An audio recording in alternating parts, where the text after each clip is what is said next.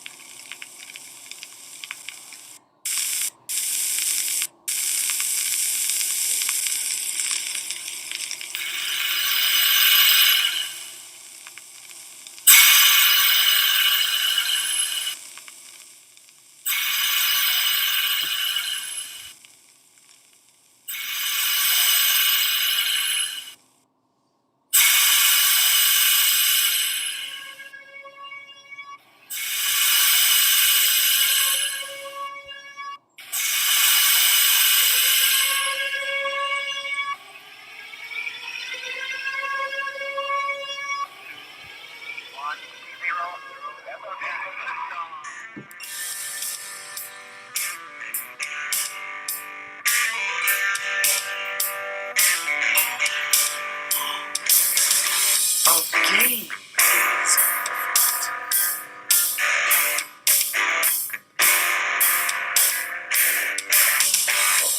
Way too much work. You should work that.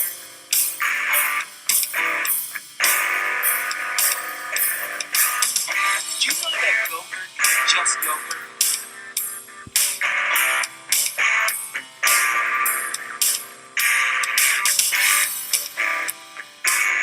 This is why I came to America.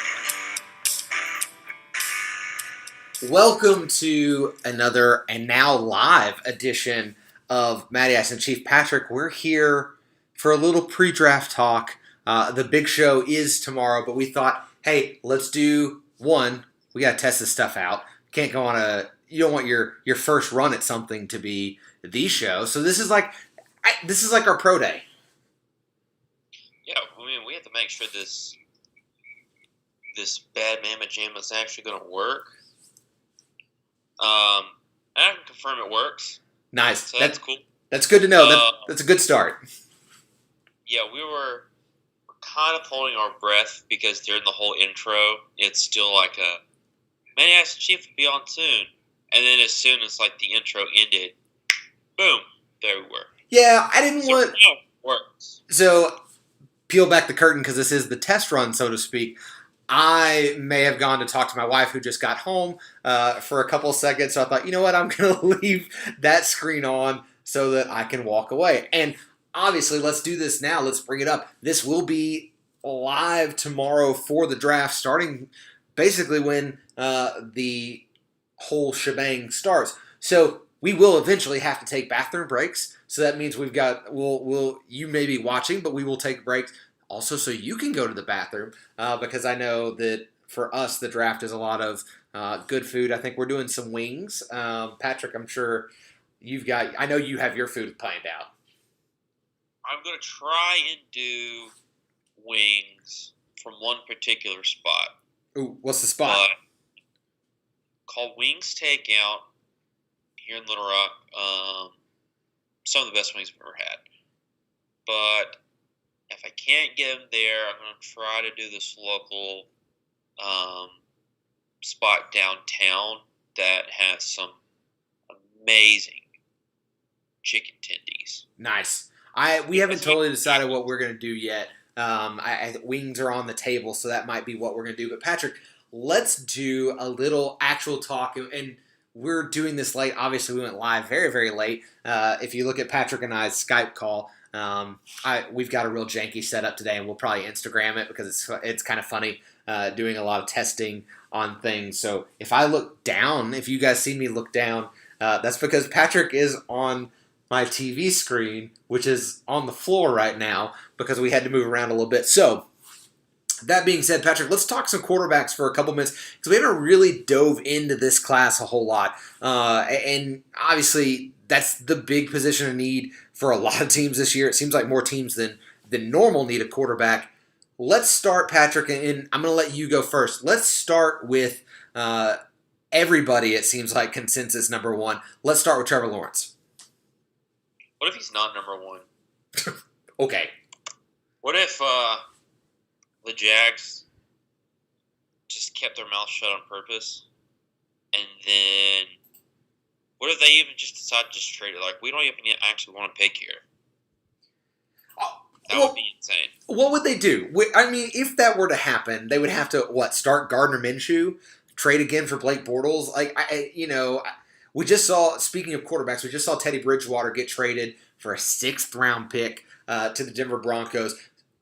To me, that doesn't necessarily mean they're out of the quarterback hunt, but it maybe pushes the move back a little bit instead of today or tomorrow. Maybe they look 2nd, 3rd round, maybe day 3, or maybe they just wait till next year. I mean, we all know it's going to be. We all knew it was going to be him, like his freshman year, whenever he took over the job from Kelly Bryant. Like, that's when we all knew. Right. It was just kind of like okay, well, we got to wait till he's basically a junior.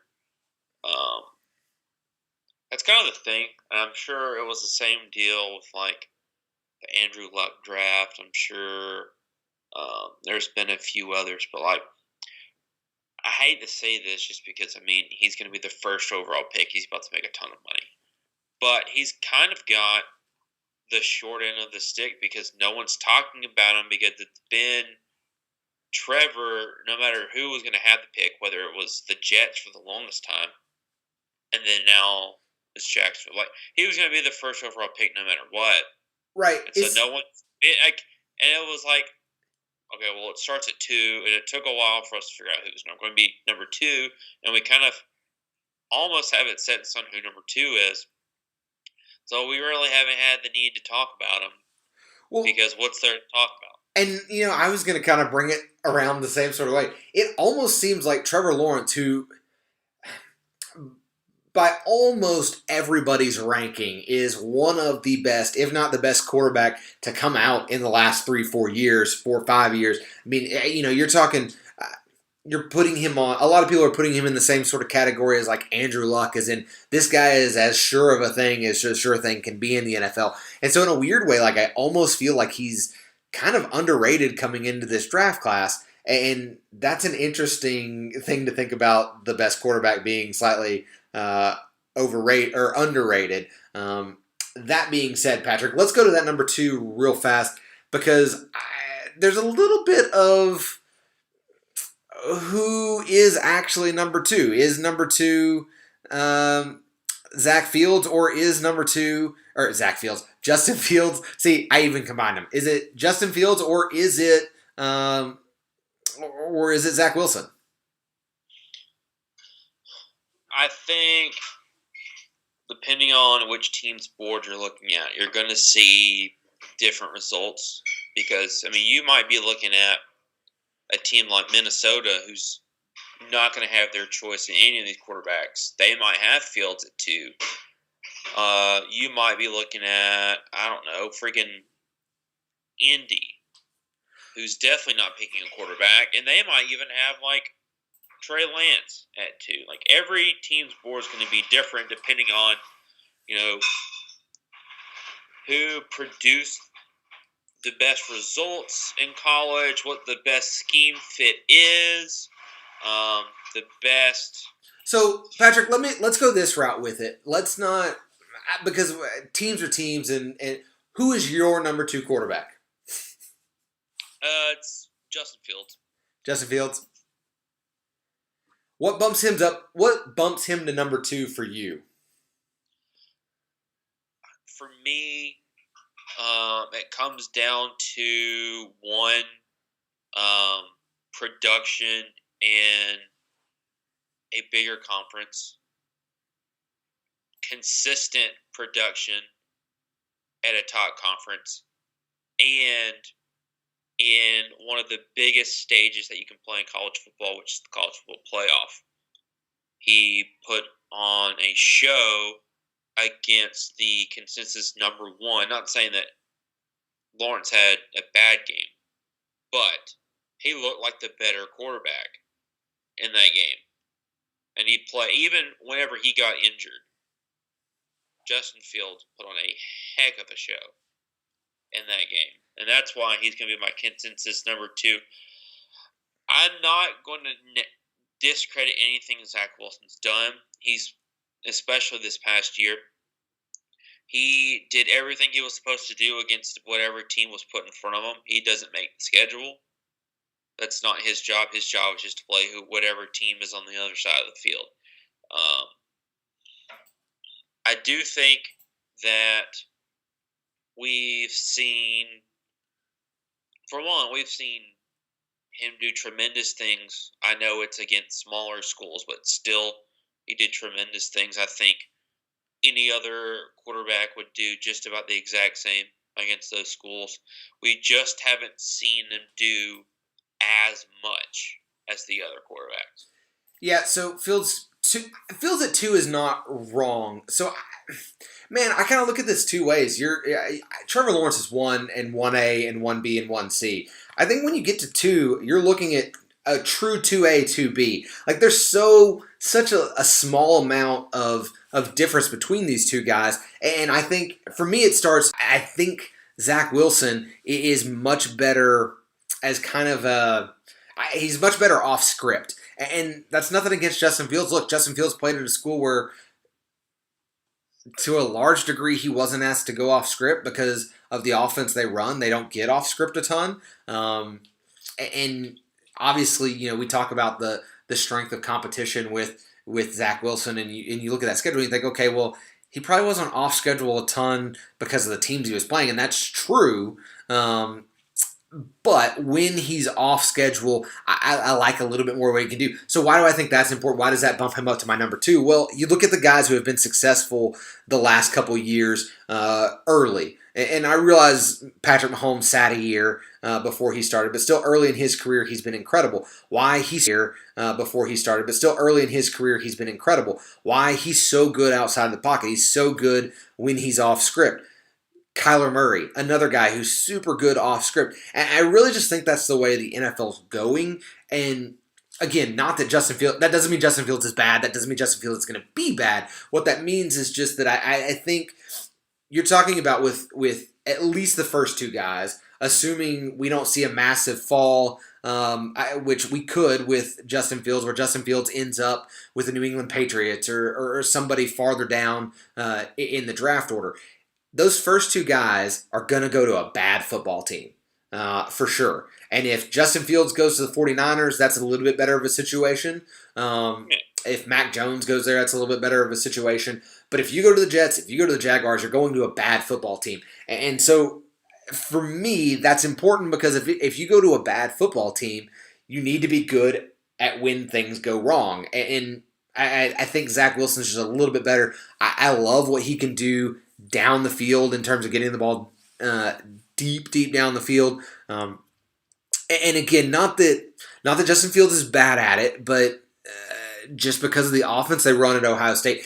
And look, this is something that gets thrown around a lot with Ohio State quarterbacks. And I think Justin Fields is kind of the Tua of Ohio State quarterbacks. I think he's going to transcend the stigma of what Ohio State quarterbacks have been. Your Troy Smiths, your Cardell Jones, your Braxton Miller, like all those guys. Those guys were good athletes who were okay quarterbacks. Justin Fields is a good athlete who is also a good quarterback. I do think that they were a little bit limited on what they did offensively. So that's why maybe there's some question of how he'll react once he gets into an NFL-style offense. But again, if they go to the right team, that team will do a little bit of finagling to make that offense a little bit closer to what it should be. Patrick, let's talk about the 4 spot. The 4 spot, probably going to be Mac Jones, right? Or no, it's Trey Lance. That was dumb. It's Trey Lance, right? Lance. And Which it's not, I think me and you both are in the consensus that, for one, Trevor Lawrence is 1. There's a gap between 2 and 3, and then there's a gap with Lance, just him on his own, and then there's a bigger gap between Lance and Jones. So for me, Patrick, I think the issue comes down to a Trey You also Lance put is. Lance and Jones in their own category, like both of them grouped together. Oh no! I think so. I think you're right. It's Lawrence, then it's Fields, Wilson, however you have them. Then it's Trey Lance, and Trey Lance is in a different category than. And I'm going to say something maybe slightly controversial. I think Mac Jones and Kyle Trask are in a tier, not I don't hate that. Lance and Mac Jones, because I think Lance needs to sit a year. He needs a Mahomes sit year, but I think his upside is way higher than for sure Mac Jones, but also Kyle Trask. And so I think he's kind of in his own category of if he goes to the right team and they let him sit for a year, he's got incredible arm strength. He's a very good athlete. He's another guy that can kind of move outside of the pocket, and once things break down, he can do things that he needs to do. I don't necessarily think. I think the gap between the ceiling of Trey Lance and the floor of Fields and Zach Wilson is very, very close. I think Trey Lance probably has the same ceiling actually as Justin Fields and Zach Wilson. I think they all can be long-term starters for a good long time. But I think Trey Lance is going to take a little bit to get there. Now, Patrick, Matt Jones, we both have him lower down than a lot of people. I know there's rumors that he's going to go third. There's rumors that he could go, a little bit later to the Patriots if he doesn't go 3 to the 49ers. I think the 49ers have been doing the smoke and mirror thing, and Justin Fields, if he's there at 3, should be the pick for them. I, as a Seahawks fan, would love it if it's not, because it means that we get a little bit easier division maybe. But when we get down to Mac Jones, Kyle Trask, Kellen Mond, Davis Mills, those kind of guys, do you think any of those guys long term have a real shot at being a starter, or is there somebody else in this class? I know we talked overrated and underrated last week, and this is where we'll end this little pre-draft show. The bottom half of after 4, 5 on down, what kind of quarterback are you looking at thinking this is a guy 5-6 years from now we'll go on, why wasn't he the number 1 overall pick, or why wasn't he in the top 5? I don't know if we're going to have anyone like that. I still think Kyle Trask is going to be a multi-year starter. I really do. I really like the production that he's had once he's played. I know that production dipped in the bowl game once he didn't have that talent that he's been used to playing with like Tony and Pitts. But, depending on where he lands, he's going to have that similar type of talent in front of him. So why couldn't he replicate that type of production once he's playing? Davis Mills is an interesting one just because he's probably going to be kind of like a trade guy. We haven't really seen just a whole bunch of game action from him in Stanford. He played 8 games in 2019, only 5 in 2020. Didn't throw a pass in 2018. So, we've seen 2 years, barely hitting double-digit games. So, we haven't seen a whole lot of anything from him. But he was a former 5-star recruit. A ton of buzz around the guy. I think we would be talking about him more, potentially, if COVID never happened. Because that's what caused him to only play 5 games. So, that he might be one that sneaks in, depending on where he lands and who's going to develop him.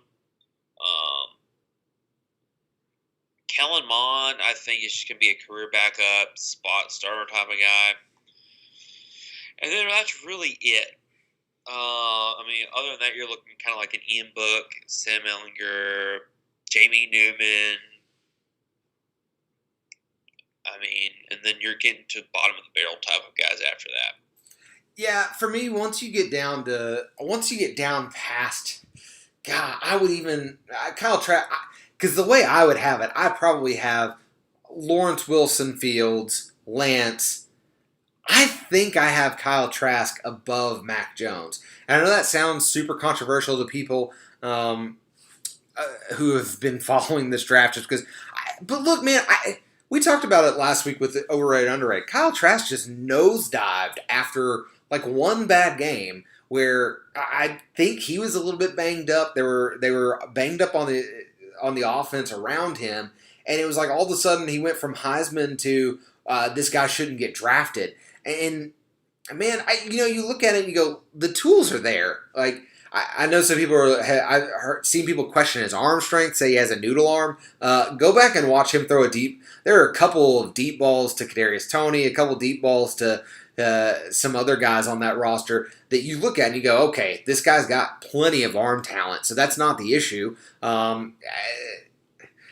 Could you maybe go with a little bit of the Alabama factor with Mac Jones of he's got too many weapons and that's why he was good? I don't necessarily think that was the case. I mean, that could ultimately end up being what it was, but I don't see that being the case. I think Mac Jones is probably, man, I'm trying to think of a comparison of somebody in the NFL right now, and maybe like a Sam Bradford, a guy who hangs around for a couple years, starts, plays fine at times, and at times just kind of disappears. I could see that being the case. Kellen Mond to me is maybe Charlie Batch.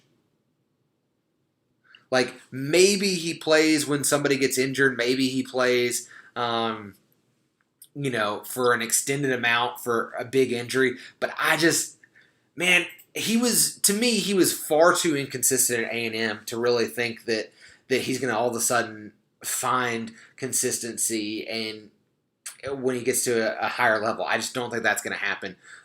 So for me, I've got him even below Mac Jones. And Davis Mill, we talked about that last week. I just think he's average. And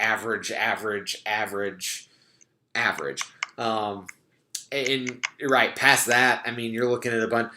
This to me is a very top-heavy draft class, quarterback-wise. After that, you get a lot of nothing real quick. There's not even guys like last year, like James Morgan went, and you can make the argument that maybe down the road, James Morgan, a guy like that, has the tools to develop into something. But there are very few guys like that even. Sam Ehlinger never impressed me at Texas. I highly doubt he's going to do anything at the NFL level. I could be wrong, but horns down, it usually doesn't happen. So those are our guys. Patrick, let's get out of here because it's late for us. We got a long day on camera tomorrow because it is the draft week. So we will see you guys bright and early tip-off of as soon as the clock starts on the draft. And we will hopefully have a lot of fun. So join us then and follow us, obviously, on all the socials that you've seen on the screen because we've got that little nifty thing going. So follow us there, tweet at us, comment, all that good stuff while the draft's going on, and we'll have a good little fun time. But that is going to do it. We are going to get out of here. We'll see you guys tomorrow. Merry Christmas.